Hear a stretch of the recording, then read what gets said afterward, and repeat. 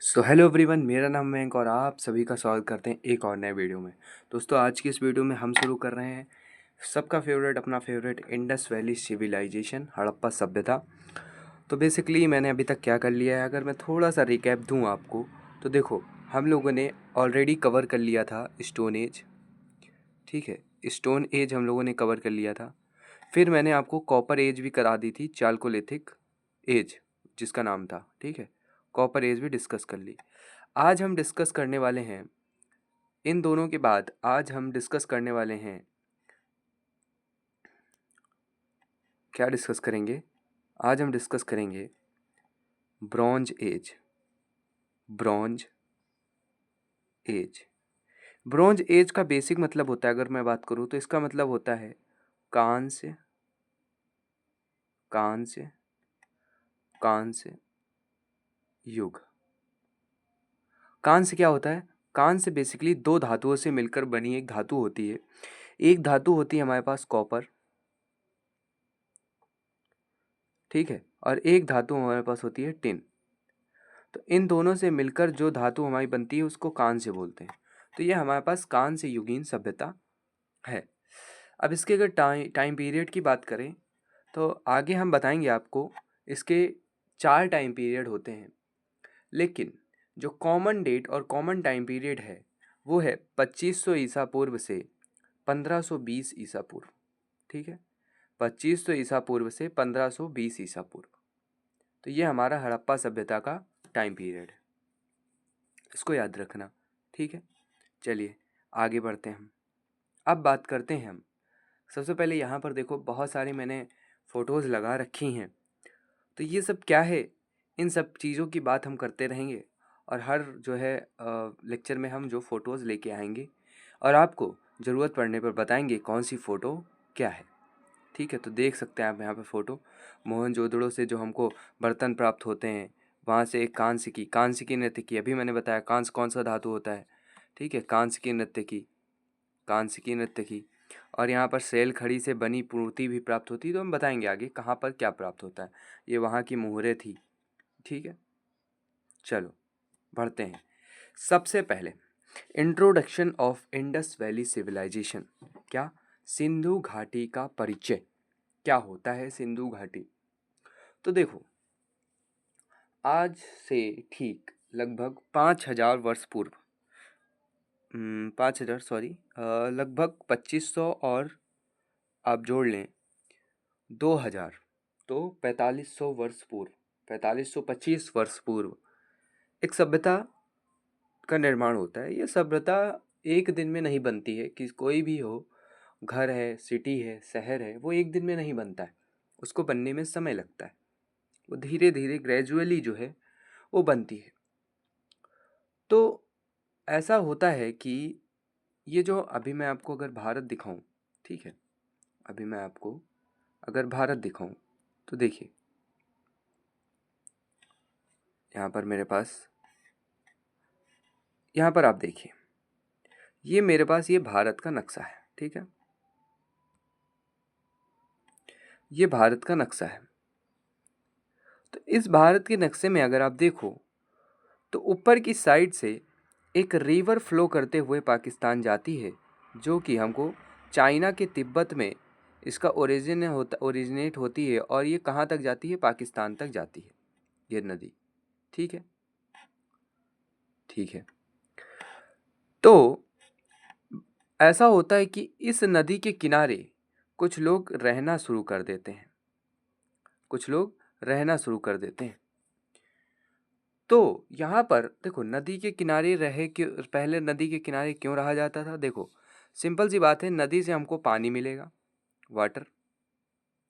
तो उस पानी से हम, देखो नदी के किनारे ना, आपको पता होगा, ज़मीन फर्टाइल भी बहुत होती है। ठीक है, फर्टाइल ज़मीन भी होती है, उपजाऊ ज़मीन होती है। तो वहाँ पर क्या होता है? उपज ज़्यादा होती है, जिस वजह से लोग नदी के किनारे रहना ज़्यादा पसंद करते हैं। ठीक है, गंगा, जो गंगा का मैदान है, उत्तर प्रदेश बिहार का एरिया है, वहाँ पर सबसे ज़्यादा उत्पत्ति उपज क्यों होती है? क्योंकि यहाँ पर क्या है, यहाँ पर हमारे पास फर्टाइल लैंड है। तो लोग नदी के किनारे इसीलिए रहना पसंद करते हैं, क्योंकि यहाँ पर उपज ज़्यादा होती है, एग्रीकल्चर होता है, पानी की समस्या नहीं होती है ना। तो क्या होता है कि इंडस नदी के किनारे, और इंडस नदी सिर्फ इंडस नदी नहीं होती है, इंडस के साथ साथ उसकी जो सहायक नदियाँ होती हैं, सतलज है, ब्यास है, रावी है ना, झेलम है, चेनाब है, और उधर से भी दो चार नदियाँ, तो उन सब के आसपास जो है यहाँ पर हिंडन है ना, दास्क नदी है, इन सारी नदियों के किनारे जो है रहना शुरू कर देते हैं लोग। तो यहाँ पर हमारी सभ्यता की शुरुआत हो जाती है। ठीक है, अब आओ बात करते हैं। तो इस सभ्यता का नाम Indus civilisation, Indus Valley civilisation किसने रखा था? जॉन मार्शल ने रखा था। कल हम इनके बारे में बात करेंगे, ये कौन है, जॉन मार्शल जी। तो जॉन मार्शल जी ने इनका नाम जो है इंडस सिविलाइजेशन रखा। दिस सिविलाइजेशन ओरिजिनेट ग्रेजुअली, धीरे धीरे इस सिविलाइजेशन का जो है क्या ओरिजिन होता है। 1826 ईस्वी में सबसे पहले इस सिविलाइजेशन को डिस्कवर किया जाता है चार्ल्स मैसन के द्वारा। लेकिन बात ये होती है, ये सिविलाइजेशन, देखिए आपको पता होगा अंग्रेज जब हमारे भारत में वो कब्जा जमाते हैं, तो वो अपने आप को, वो ना एक जो है गोरा और ऐसे करके कोई एक थ्योरी प्रचलन में थी, तो वो बताते थे कि हम लोग जो है सुप्रीम है, इस दुनिया में सबसे पहले हम लोग आए हैं, तो इस दुनिया को संभालने का काम हम लोगों का है। तो इस वजह से जब इनको पता चलता है कि यहाँ पर एक ऐसी सिविलाइजेशन भी है जो कि बहुत सालों पहले भारत में थी, अगर इस बात का पता भारत के लोगों को पता चल जाता है तो उनके लिए मुश्किल हो जाएगी, क्योंकि वो मानते थे कि हम सुप्रीम हैं, हम सबसे पहले यहाँ पर इस दुनिया में आए हैं। तो भारत के लोगों को पता ना चले, इस वजह से ये लोग इस बात को छुपा कर रखते हैं। 1856 में हमारे अलेक्जेंडर कनिंघम जी इसका सर्वे स्टार्ट करते हैं, लेकिन फिर वही बात है, ज़्यादा कुछ इसमें नहीं होता है। लेकिन आपको पता होगा 1900 तक आते आते जो हमारा यू नो जो अंग्रेजों का जो ब्रिटिश राज था वो धीरे धीरे टूटता जा रहा था। तो आगे चलकर फिर इस सिविलाइजेशन का उदय होने लगता है, लोग इसके बारे में जानने लगते, इसकी खोजबीन शुरू हो जाती। चलिए, अगर हम बात करें इसके अदर नेम की, अदर नाम, अन्य नाम क्या है इसका, तो हड़प्पा सभ्यता भी इसको कहते हैं। क्यों कहते हैं हम कल बात करेंगे इस पर। इसको प्रोटो हिस्टोरिक सिविलाइजेशन भी कहते हैं, आद्य ऐतिहासिक सभ्यता। अगर आपको पहला लेक्चर याद हो तो मैंने बताया था। इसको ब्रोंज एज सिविलाइजेशन भी कहते हैं, कांस्य युगीन सभ्यता भी कहते हैं, क्योंकि यहाँ पर ब्रोंज धातु का प्रयोग होता है। फर्स्ट अर्बन सिविलाइजेशन भी इसको कहते हैं, क्योंकि ये नगरीय सभ्यता थी। सतलज घग्गर सिविलाइजेशन भी इसको कहते हैं, क्योंकि ये सतलज और घग्गर नदी के किनारे भी बसी हुई थी। ठीक है, आई होप इतना आपको समझ में आ गया होगा। आगे बढ़ते हैं, अब बात करते हैं इस सिविलाइजेशन का एरिया क्या है। अगर एक क्वेश्चन आ जाए कि इस सिविलाइजेशन का जो है, एक क्वेश्चन आपके सामने आ जाए कि भैया बताओ इस सिविलाइजेशन का जो है, इस सिविलाइजेशन का शेप कैसा था, तो इस सिविलाइजेशन का शेप ट्रायंगुलर था। ट्रायंगुलर शेप था, कैसा? ट्रायंगुलर।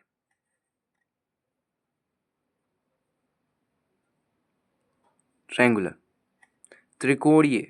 हम आपको मैप पे दिखाएंगे कि सिविलाइजेशन कैसी होती थी। ठीक है, कल हम आपको दिखाएंगे। त्रिकोणीय। इसका एरिया कितना था? 12,99,600 किलोमीटर स्क्वायर में फैली थी ये सभ्यता। अगर भारत के राज्यों की बात करें तो हमारे पास टोटल कितने राज्य हैं? हमारे पास टोटल 7 राज्य हैं, या फिर बात करें 6 राज्य plus 1 UT. Uttar Pradesh, Rajasthan, Maharashtra, Gujarat, Punjab, Haryana, Jammu and Kashmir. Gujarat और राजस्थान में सबसे ज़्यादा फैली हुई थी। अगर हम देशों की बात करें तो हमारे पास 2 देश थे जहाँ पर ये सभ्यता फैली थी। भारत तो था ही, भारत के अलावा पाकिस्तान और अफ़गानिस्तान में ये सभ्यता फैली थी। अफ़गानिस्तान में सिर्फ 2 ही सेंटर थे, एक सुरतगोई था और एक मुंडियाक था। 2 ही सेंटर अफ़गानिस्तान के थे। ठीक है, चलिए आज के लिए बस इतना ही। अच्छा, थोड़ी चीज़ें और बची हैं, मैं डिस्कवर कर देता हूँ अभी, बता देता हूँ आपको, टाइम है अभी थोड़ा सा। देखो, बात ऐसी है कि यहाँ पर क्या होता है, इस सिविलाइजेशन के अगर मैं बात करूँ तो ऊपर की साइड क्या होता है, नॉर्थ। इस साइड क्या होता है, वेस्ट। इस साइड क्या होता है, ईस्ट। और इस साइड क्या होता है, साउथ। Oh sorry, okay. तो इस साइड होता है ईस्ट, और इस साइड होता है साउथ। तो अगर हम बात करें इस सिविलाइजेशन के नॉर्थ में, तो एक जगह पड़ती है मांडा। मांडा नामक एक जगह पड़ती है जो कहाँ है, JNK कश्मीर में है, जम्मू एंड कश्मीर में। और किस नदी के किनारे ये मांडा पड़ता है, चेनाब नदी के किनारे। अगर मैं बात करूँ वेस्ट में, पश्चिम में, तो सुदका गेंडोर करके एक जगह पड़ती है जो कि बलोचिस्तान, पाकिस्तान में है। ये पाकिस्तान में है, ठीक है, ये पाकिस्तान में है। और ये दास्क नदी के किनारे मिलता है। अगर हम बात करें, ये यहाँ पर गलत लिखा हुआ है, अगर हम बात करें साउथ में, तो साउथ में एक जगह पड़ती है दायमाबाद। दायमाबाद दायमाबाद महाराष्ट्र में पड़ता है और ये प्रवरा नदी के किनारे होता है। अगर प्रवरा नदी नहीं देता है तो गोदावरी गोदावरी रिवर भी सही आंसर हो जाएगा।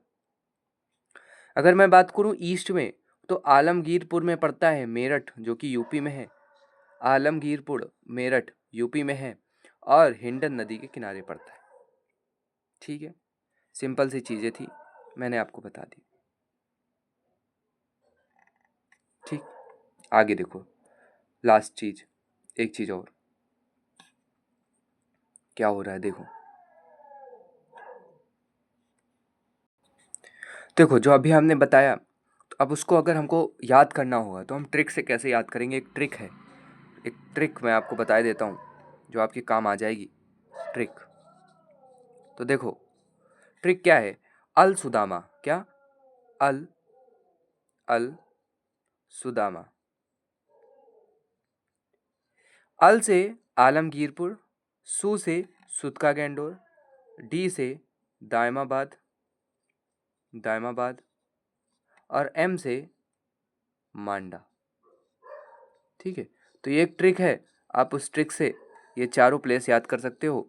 ये क्वेश्चन पूछता है, अल सुदामा आलमगीरपुर किस नदी के किनारे है, हिंडन नदी के किनारे। सूत गेंडोर किस नदी के किनारे है, सूत गेंडोर किस नदी के किनारे है, दास्क नदी के किनारे है, दास्क नदी के किनारे है। दायमाबाद किस नदी के किनारे है, प्रवरा नदी के किनारे है, प्रवरा नदी के। और हमारा मांडा किस नदी के किनारे है, हमारा मांडा है चेनाब नदी के किनारे।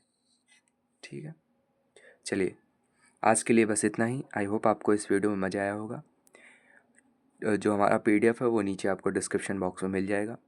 मिलते हैं नेक्स्ट वीडियो में, तब तक के लिए thank you so much for watching.